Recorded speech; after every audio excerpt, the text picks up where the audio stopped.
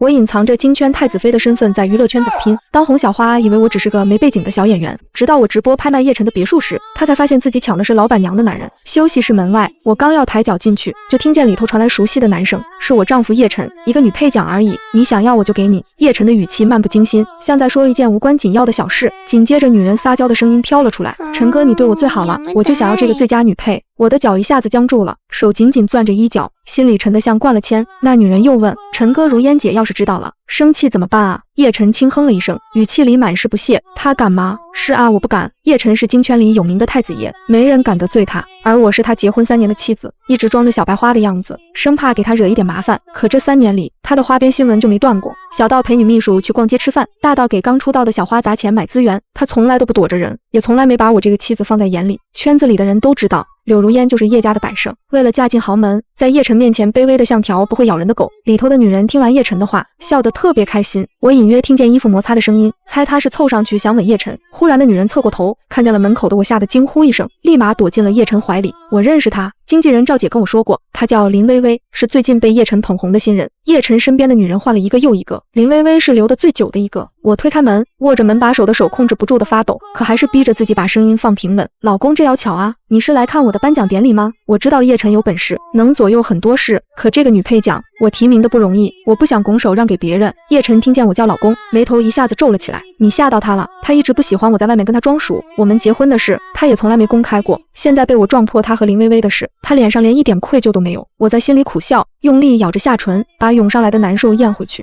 是吗？那你们继续。走之前我还是忍不住低声说了一句，叶晨，你外面有多少人我不管，但是别插手我的工作，这是我的底线。说完我转身就想走，想快点逃离这个让人窒息的地方。可叶晨在我身后冷笑了一声，柳如烟，你太看得起自己了，今天这个奖没你的份。他的话像一块石头砸在我心上，我腿一软，差点站不稳。后来我才知道，叶晨根本不是来帮我的，他是陪林薇薇来参加活动的。我原本以为看在3年夫妻的情分上，他至少会给我一点关照，可活动开始后，连我提名的短片都被撤掉了。我坐在台下，眼睁睁看着林薇薇扭着腰走上台领奖，她站在台上像个胜利者一样，朝着我的方向笑得特别得意。谢谢大家的喜欢，谢谢剧组给我的机会，最要感谢的还是叶少，谢谢他一直照顾我。旁边的赵姐气得咬牙，压低声音说，什么人啊，这么欺负人。我攥紧了发抖的手，抬头看向坐在角落里的叶晨。叶晨一向喜欢低调，不爱来这种公开场合，结婚后我想找机会跟他多相处，好几次提出让他陪我去参加宴会，他都只说一个字忙。后来商业报纸娱乐八卦上经常有他陪别的女人公开露面的头条，我这才明白他不是没时间，只是不愿意陪我而已。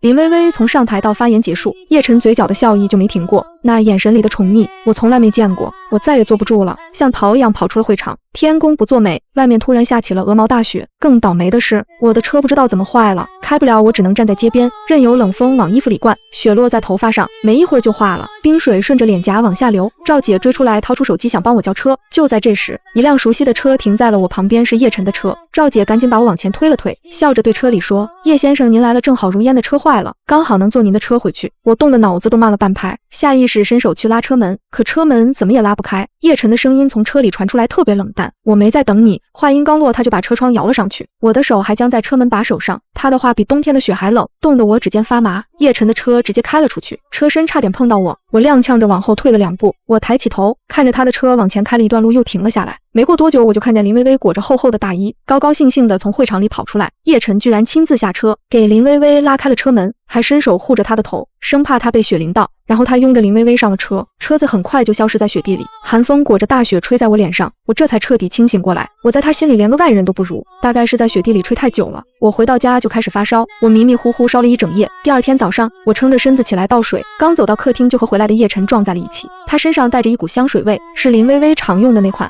闻得我一阵恶心。我站不稳，快要倒下去的时候，叶晨伸手扶了我一下，我猛地推开他，不想碰他。叶晨一下子就怒了，柳如烟，你发什么疯？这3年里我在他面前一直听话，不吵不闹，他大概以为我天生就是这个样子，可他不知道昨天晚上我烧得快晕过去的时候，他正陪着林薇薇温存。我这3年的乖巧懂事，在他眼里原来这么廉价。我扶着墙大口喘着气，声音虽然虚弱却很坚定，是我就是发疯，我不仅发疯，我还要跟你离婚。叶晨愣了一下，然后嗤笑一声，眼神里满是嘲讽，你舍得叶太太的身份，有什么舍不得的？我当初跟他结婚根本不是为了什么叶家少奶奶的身份，我父亲当年在叶晨爷爷手下当兵，后来为了救叶爷爷牺牲了。叶爷爷一直很照顾我，他病重的时候拉着我的手让我嫁给叶晨，说这样叶晨就能代替他继续照顾我。叶爷爷待我好，所以这3年里不管叶晨怎么对我，我都一直忍着。可他越来越过分，我实在忍不下去了，我连你都不要了，怎么会舍不得一个身份？我推开他，扶着楼梯扶手慢慢朝楼下走。叶晨突然冲上来，一把拉住我，把我按在楼梯扶手上，语气特别凶。你当年利用我爷爷逼我娶你，现在目的达到了就想走，你别做梦了。我抬头盯着他，眼睛都红了，余光里我还看见他领口上沾着一点口红印，是林微微的颜色。我利用爷爷，我不敢相信他会这么想，不然呢？叶晨的眼神特别冷，像在看一个陌生人，他的力气很大，我根本推不开他。我挣扎了很久，最后实在没办法，一口咬在了他的手腕上。叶晨吃痛，终于松开了我。我转身往楼下走，身后传来叶晨的威胁：柳如烟，我既然答应了爷爷，就不会跟你离婚，你要是不老实，别怪我不客气。我没有回头，也没有理他，一步一步走下楼梯。我知道从今天起，我再也不会做那个卑微的柳如烟了。叶晨真说到做到，他居然让家里的佣人盯着我，连大门都不让我出一步。接着赵姐的电话打了过来，她语气急得快哭了。如烟不好了，叶晨亲自去跟平台谈，把你接下来所有的通告全解约了。我握着手机的手一下子攥紧，指节都泛白了。他这是明摆着要断我的财路，把我圈在家里当摆设。我不甘心，连着给他打了7天电话，听筒里每次都是您所拨打的电话无人接听，到最后甚至直接转到了语音信箱，他连听都不愿意听。很好，真是太好了，他出轨有理，有钱就可以这么豪横。可就算他是金圈太子爷，也不能断了我挣钱的门路。反正他也不回家，这个冷冰冰的家我也不打算要了。老娘偏要把它卖了，房产证不在我手里又怎么样？就算拆，我也要把这房子一块砖一块砖拆了卖，折现揣兜里才解气。他不让我好过，我也绝不会惯着他。圈里人都知道，叶晨是出了名的清冷太子爷，他颜值比那些拿了3金影帝的还能打。之前甚至有人愿意花高价收他办公室扔的废纸，粉丝疯起来，连他用过的笔都抢着要。我脑子一转，立刻给赵姐打了电话，姐，你帮我弄一套直播设备，越快越好。赵姐一开始还劝我，这事儿会不会太冲动？可架不住我态度坚决，她最后还是连夜给我送来了直播架、补光灯，连背景布都带了。我还提前让赵姐在粉丝群里放了消息，今晚有叶晨的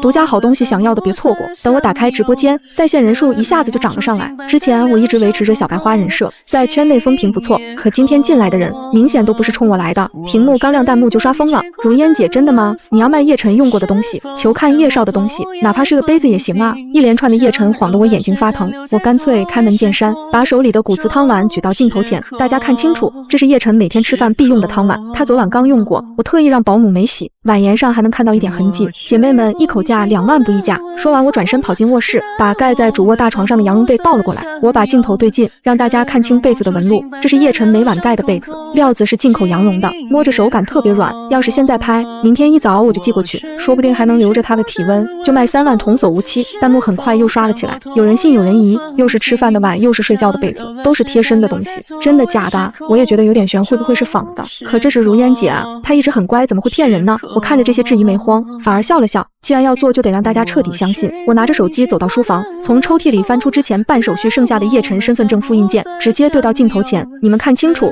这上面的地址是不是叶晨家？身份证号虽然挡了几位，但名字和照片总不会错吧？要是不信，现在就可以报警查。我柳如烟从不骗人。这话一出，弹幕瞬间疯狂了。卧槽，这身份证照也太帅了吧！叶晨这颜值真抗打，连身份证上的字我都看清了，是真的。如烟姐太牛了。求带看卫生间，我想知道叶少用什么牙刷。被子我抢不到，床单给我留着。我把复印件收好，拿着手机开始带大家云逛家，从客厅到书房再到客房，连卫生间都没落下。叶晨那支3000多买的电动牙刷，我都没打算给他留下，待会儿直接挂链接。没想到这直播卖货一下子就火了，直播间的观看量蹭蹭往上涨，没一会儿就破了100万，连平台都给推了热门。标题直接是柳如烟直播卖叶晨私人物品，场面火爆。评论区里粉丝的需求越来越多，有人刷了10几条，如烟姐有没有叶晨的贴身衣服？我愿意出高价。我看着这条弹幕笑着点头，宝子们别急，贴身衣服肯定有，我现在就带你们去衣帽间，今天所有东西都低价甩，过了今天明天再想买可就不是这个价了。我拿着手机快步走到衣帽间，推开叶晨专属的衣柜门，我刚伸手要去拎他常穿的那件白色纯棉背心，手腕突然被一只温热的手攥住，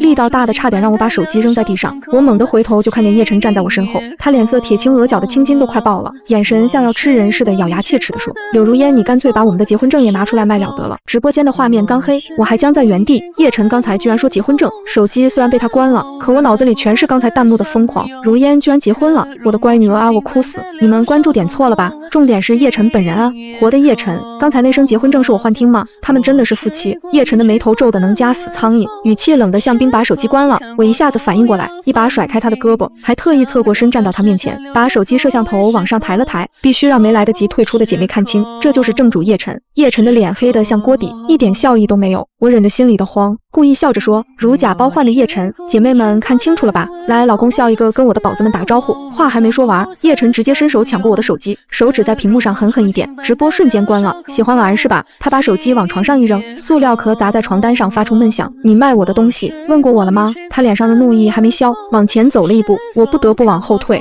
还想拆房子，柳如烟你反天了。我手心有点出汗，可嘴上硬撑着，凭什么不能卖？你不离婚，这些就都是夫妻共同财产。还嘴硬叶晨突然笑了，可那笑意没到眼底，眼睛眯起来，透着股危险的劲儿。他比我快一步，一把拽住我的手腕，把我拉到他面前。共同财产是吧？行啊，夫妻之间该履行的义务也得履行。话音刚落，他另一只手直接掐住了我的腰，力道大的让我疼，我一下子乱了，挣扎着想去推他的手。你放开我！叶晨根本不听，拽着我就往床上摔。我刚爬起来想逃，他又拉住我的胳膊，用力一拧，把我反扣在床上。他整个人压上来，手指用力撕开我肩头的衣服，温热的呼吸落在我耳边，那低沉的声音钻进耳朵里，我脑子瞬间懵了。就这愣神的功夫，他掐住我的下颚，强行把我的脑袋转过去。我撞进他深邃又阴沉的眸子，刚想开口骂他，他却直接低头堵住了我的唇。我气得发抖，张开嘴狠狠咬下去。他吃痛的抬头，嘴角渗了点血。他抬手蹭了蹭血迹，怒火一下子又上来了。柳如烟，你有种还真敢咬！我趁机爬起来，赶紧裹紧自己的衣服，往后缩到床角。叶晨从床上下来，走到窗边，一只手扯着衬衣扣子，慢慢系上，语气冷得像冰。给你机会你不要。说完，他砰的一声摔门离去，震得墙壁都好像晃了晃。我坐在床角，盯着紧闭的房门，咬着牙低声骂：王八蛋！屋子里一下子静下来，我脑子乱糟糟的。刚才的争执让我又累又慌，不知不觉居然靠在床沿睡着了。第二天早上，我是被手机震醒的，屏幕上全是赵姐的未接来电，足足有20多个。我赶紧回拨过去，电话刚通，赵姐的声音就快破音了：如烟，你快去刷社交平台，热榜都被你占了2条，全是爆。我挂了电话，手忙脚乱点开社交软件，首页直接弹出2条飘红的热榜，第一条是叶晨柳如烟隐婚，后面跟着个金灿灿的豹字，点进去全是昨晚直播间的录屏片段，还有人把叶晨那句结婚证截成了音频循环播放。第二条更绝，柳如烟婚姻的小三儿林薇薇，下面全是网友扒的林薇薇靠叶晨资源上位的证据，还有人晒出昨晚林薇薇躲在叶晨怀里的照片，评论区都快骂翻了。我看着屏幕，突然觉得昨晚那场直播好像没白做，我真没想到一场直播居然让我莫名其妙爆红了。网上到处都是我当时直播的动态图，有我举着叶晨汤碗喊价的样子，有我对身份证证明的样子，还有叶晨抓包时我一脸淡定的样子。网友都在夸，说我是敢拿金圈太子爷开涮的古今第一人，评论区里全是支持我的声音。原来如烟是真性情啊，比那些装模作样的明星好多了，我更爱了。如烟你也太活宝了吧，敢卖叶晨的贴身被子，也就你有这胆子。某些之前蹦跶的欢的绿茶，现在彻底没动静了吧？如烟快冲，赶紧跟叶大公子把婚离了，气死那个小绿婊。而林薇薇的社交平台底下早就被骂声淹没了。之前她总在网上发些隐晦秀恩爱的内容，比如拍叶晨的手腕，发2人同框的影子，那时候有多窃喜，现在就有多打脸。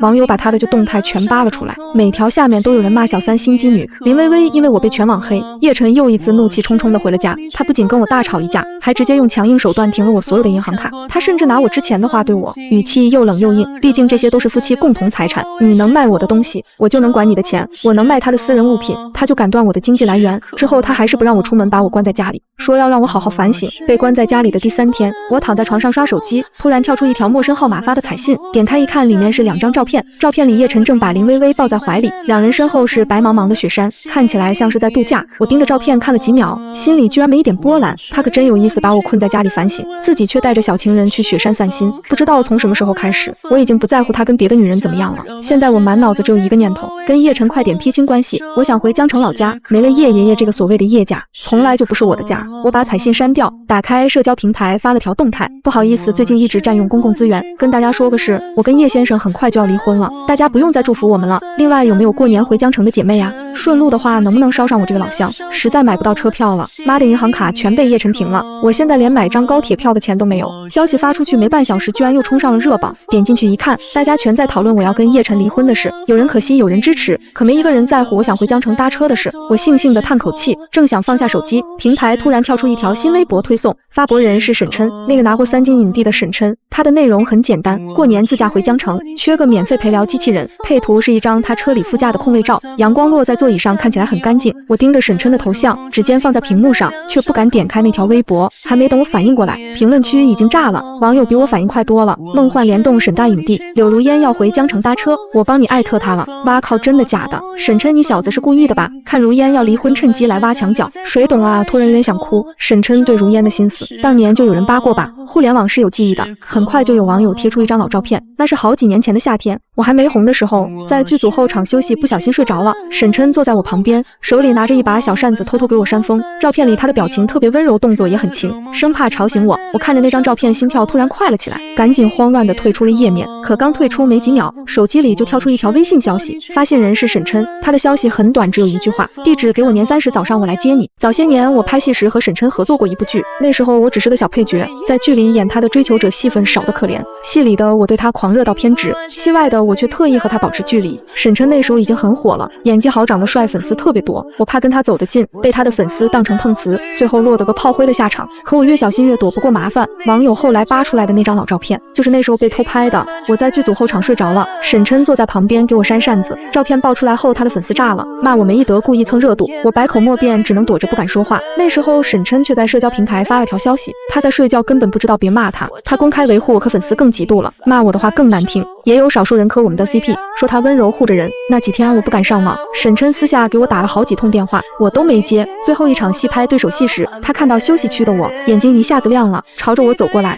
我吓得赶紧后退一大步，跟他拉开距离。沈琛的脚步停住了，脸上的笑意也淡了，带着点失落问：如烟你怎么了？我又往后退了一步，声音发颤：你别过来，求你了，我不想再被骂了。从那以后我们就再也没联系过。这些年沈琛从流量小生变成了3金影帝，而我为了迎合叶晨，故意走小白花人设，推掉了好多自己喜欢的戏，到最后事业被叶晨截断，自以为是的爱情也成了笑话，我什么都没剩下。楼下突然传来汽车喇叭声，我跑到阳台一看，沈琛正推开车门下来，朝着我挥手。我喊了一声沈琛，他抬头看过来，寒风扬起他的衣角，还是我记忆里的样子。下楼前我拿出手机报了警，有警察在叶晨安排的佣人果然不敢拦我，我顺利坐上了沈琛的车，坐稳后才缓过气跟他道谢。那什么多谢啊，说话时我忍不住看向他的侧脸，他的轮廓没怎么变，还是那么好看。他开车时瞥了我一眼，犹豫了好一会儿，终于问：他对你不好？我不想提叶晨，便沉默着没说话，可脑子里却忍不住回想，叶晨对我好吗？其实也有过吧，不然我当初怎么会爱上他？我父亲刚过世那年，叶爷爷把我接到叶家，那是我第一次见叶晨，寄人篱下的日子不好过，我想讨好他们，便当众跳了一段自己最拿手的舞。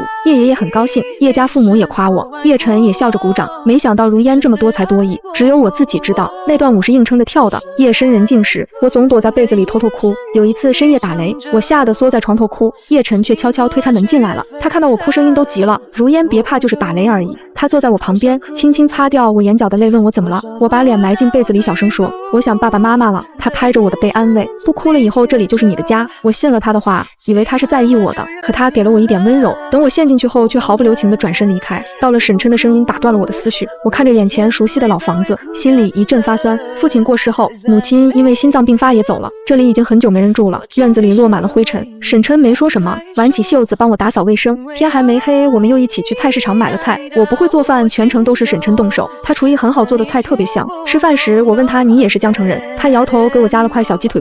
不是呢，他就是特意陪我回来的。我握着筷子的手突然觉得有点重，心里说不出是什么滋味。饭后我们俩坐着没话说，气氛有点尴尬。沈琛提议去放烟花，我赶紧点头同意。我裹着厚羽绒服站在屋檐下，看着沈琛去点烟花。他穿了件白色羽绒服，火光炸开时五颜六色的光映在他身上特别好看。烟花散得很快，我们下意识往后躲，却没留意脚下有石头，两人一起朝后倒去。沈琛反应快，一把拦住我，转了个身让我压在他身上。倒下去时他闷哼了一声，好在后面是草堆没摔疼。我想爬起来看他有没有事，胳膊却突然被人从身后拉住，腰间一紧，整个人被拽了起来。一个熟悉又愤怒的声音响起：柳如烟，你好大的胆子，居然敢背着我跟别人鬼混，自甘下贱。我抬头一看，居然是叶晨。我反应过来，用力想推开他，可他抓得特别紧，地上的烟花已经放完了，周围一下子暗了下来。叶晨，你放开我！我回头想看看沈琛的情况，刚转过去又被叶晨拽了回来。他拉着我就往车子那边走，车灯照过来刺得我眼睛疼，跟我回去别在这丢人现眼。叶晨的脸被灯光照亮，眉头皱得紧紧的，满是怒意。我推不动他，却也不愿跟他走，只能不停挣扎。叶晨，你王八蛋，放开我！他脚步一顿，手松了松，回头看我的时候眼里全是冷光。你居然敢骂我！他的语气里满是难以置信。我趁机用力推开他，可脚后正好踩着一块石头，差点往后倒。叶晨看到了，伸手想拉我，可我却先一步撞进了一个温暖的胸膛，是沈琛。沈琛刚才摔在草堆里，头发乱了，却还是先关心我没事吧。我摇头，刚想说话，身子又被叶晨拉了过去。他看着沈琛，语气带着警告：沈先生是吗？要不要我提醒你，这是我太太，你一个公众人物该懂分寸吧。沈琛面色很沉，却一点都不怕他，讽刺道：周先生知道有太太就好。叶晨的脸更黑了，把我紧紧护在身边。就在这时，身后传来一个女人的声音：陈哥，你没事吧？我回头一看，叶晨居然把林薇薇也带来了。她裹着叶晨的西服，一脸关切地走过来，对着我说：如烟姐，陈哥特意赶回来接你的，你就别跟他闹脾气了。我心里的怒火再也压不住了，抬手就给了林薇薇一个巴掌。我现在还没跟叶晨离婚，你一个小三在我面前有什么资格说话？林薇薇被打懵了，眼泪汪汪地看向叶晨。叶晨黑着脸没说话，拽过我的手就往车子那边走，跟我回去。走之前他又瞪了沈琛一眼：沈先生，以后请你自重。沈琛没说话，只是站在原地看着我们。我看着叶晨理所当然的样子，突然觉得他好陌生，他早就不是我当初认识的林叶晨了。叶晨，我喊了他一声，声音忍不住发颤：我不会再跟你回去了，我不要你了。叶晨拽着我的手一下子僵住了，最后我还是没跟叶晨回去。沈琛陪着我在老家过了年，还陪我去山上祭拜了父母，他很有耐心，从来没问过我和叶晨的事情。这个年就当散心了，如烟别想太多，再糟糕的事都会过去的。从山上下来的时候，他跟我说还没进家门，他的经纪人就打来了电话，声音急得快哭了：琛哥出事了，你快去看新闻。沈琛很平静：什么事？是你跟刘小姐的事，有人在网上爆了你们的消息，我早就劝你别管她的事，她是叶晨的老婆，现在好了，网友都骂你是男小三，你听听这名声多难听。经纪人叨叨了一大堆，沈琛直接挂了电话，我却急坏了，赶紧拿出手机刷新闻，头版头条全是我们的消息，标题特别劲爆：当红影帝出轨金圈太子爷夫人，下面还配了图，就是大年夜那天沈琛扶住我的照片，这个角度除了林薇薇不会有别人拍，网上全是骂我的声音，说我不检点勾引沈琛。沈琛在圈里一直是低调沉稳的形象，没人相信他会做男小三，所有的脏水都泼到了我身上，别管别人怎么说，我会澄清的。沈琛安慰我，可我却站起身，我去报仇。我让赵姐帮忙打听了林薇薇的位置，她正在录一档直播综艺，有叶晨的资金扶持，之前的绯闻根本没影响到她，可她偏偏要惹我，那就别怪我不客气。综艺录制地点在一个大剧院，正好录到林薇薇上台展示才艺，这是一档成长型综艺。她刚上台就笑着打招呼：各位老师好，我是林薇薇，初来乍到，请大家多多支持，支持你做有妇之夫的情妇吗？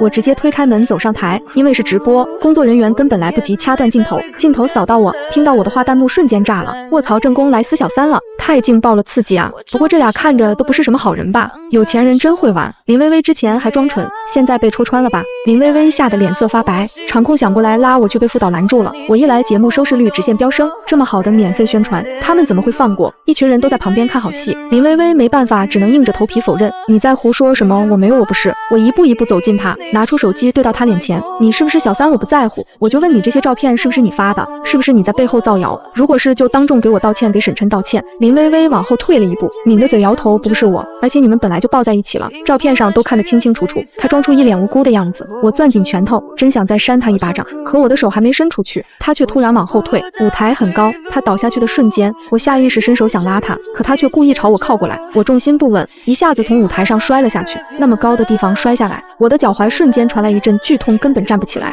我忍着疼抬头，看到林薇薇趴在舞台边上，一脸关切，嘴里却小声说只有我们能听到的恶毒话：柳如烟，你真不要脸，陈哥根本不爱你，你还非要贴着他贱不贱啊？现场一片混乱。就在这时，一个熟悉的声音传来，我侧头一看，叶晨正匆忙跑过来，他蹲下身抱住我，声音里满是急切：如烟，疼不疼？没事的，别怕。他急着去摸我的脚踝，唇角不小心擦过我的额头，低声安慰：没事，腿不会有事的，我带你去医院。他知道我在意自己的腿，除了拍戏，我最喜欢跳舞，从前他也喜欢看我跳舞，可结婚后他再也没看过，我也就很少跳了。他一把抱起我往外走，跑得特别急。林薇薇不知道什么时候追了上来，哭哭啼啼的拦在他面前：陈哥，不是我，真的不是我。叶晨冷声吐出一个字：滚。林薇薇却不肯让开，陈哥，你信我真的不是我做的。叶晨第一次在大庭广众下发怒，声音又冷又硬。我有没有警告过你别招惹他？发的照片自己删掉，跟如烟道歉，立刻马上。林微微身形一晃，差点站不稳，眼泪不停地往下掉。如烟姐，对不起，我别过脸，不想听她的道歉。叶晨抱着我直接上了车，车子飞快地往医院开。到了医院，拍片结果出来了，脚踝骨折，而且很严重，裂了好几处，需要养很久。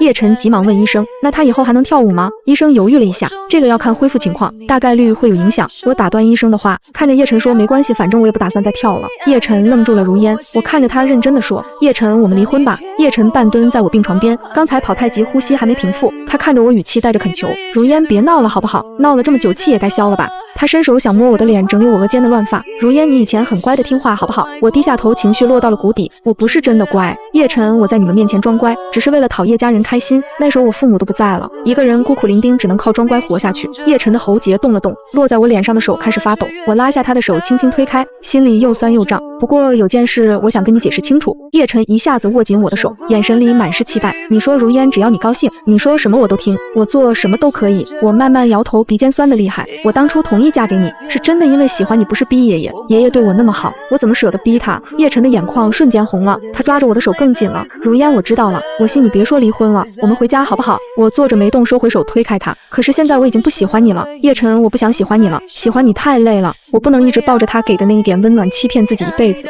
叶晨用力抱住我，声音带着哭腔，不是的，如烟，我错了，我都是为了气你，真的，我没有碰过林微微，其他人也没有，你信我。我一把推开他，他没防备，直接摔在地上。我吼出声，叶晨，我不爱你了，你听不懂吗？眼泪滑进嘴角，咸味在嘴里蔓延，心口也变得涩涩的。叶晨跌坐在地上，慢慢低下头，肩膀不停地抽动。我的腿受了伤，行动不方便。叶晨坚持要带我回叶家照顾，我跟他约好，等我伤好了就离婚。他最后还是同意了。养伤的这段时间里，他天天陪着我，为了让我高兴，他给我讲笑话，还亲自下厨做饭，一日三餐从来没落下过。他不止一次跟我说，如烟，再给我一次机会好不好？可我伤好后还是拉着他去了民政局。从民政局出来，他坐在车子里等着我，语气带着恳求，如烟，让我再送你一次好不好？我摇了摇头。那一夜的风雪那么大，早就把我吹清醒了。不聊有人来接我，话音刚落，一辆车停在我旁边，沈琛推开车门走过来，想扶我上车。我转身的时候，叶晨喊住了我，如烟。我回头看他的眼眶通红，嘴唇动了动，过了好一会儿才说，叶家永远都是你的家。我匆忙转身上车，怕眼泪忍不住掉下来。沈琛发动车子带着我离开。从那以后，我再也没见过叶晨。